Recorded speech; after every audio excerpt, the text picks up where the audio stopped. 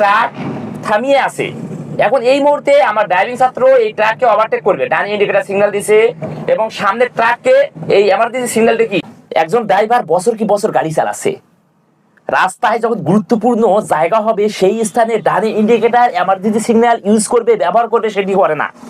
ভাই একই ড্রাইভার, আমার ড্রাইভিং ছাত্র এখন এই যে ডান ইন্ডিকেটর সিগন্যাল এমার্জেন্সি সিগন্যাল কখন ব্যবহার করতে হয় এই ভিডিওতে সেটি দেখতে পাবেন। এই নিয়মটি অবশ্যই মনে রাখবেন।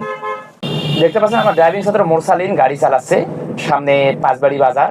দেখতে পাচ্ছেন একটি বাস ব্রেক হয়ে আছে, থেমে আছে। তারপরে দেখেন একটি ট্রাক থামিয়ে আছে।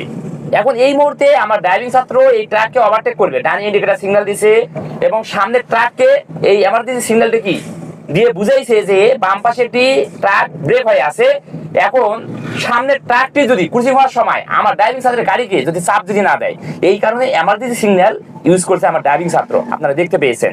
মোরসালিন, এই যে তুমি একটি ট্রাক বাম পাশে ব্রেক হয়েছিল এবং সামনে থেকে একটা ট্রাক আসছিল, এই মুহূর্তে তুমি ডান indicator signal emergency signal use করে তুমি একটি ট্রাককে ওভারটেক করছো এবং সামনে ট্রাক তোমাকে চাপ দেয়নি, তাহলে তুমি এমার্জেন্সি সিগন্যাল ইউজ করছো, এই তো? হ্যাঁ। তাহলে এই নিয়মটি অবশ্যই মনে রাখবে। আপনারা গাড়ি চালাচ্ছেন, বছর কি বছর গাড়ি চালাচ্ছেন, অবশ্যই ভাই ডান ইন্ডিকেটর সিগন্যাল এমার্জেন্সি সিগন্যাল অবশ্যই ব্যবহার করবেন ভাই, নয়তো আপনি দুর্ঘটনার শিকার হবেন, নয়তো আপনার জীবনে হৃদয় বিদারক দুর্ঘটনার শিকার হতে পারেন আপনি।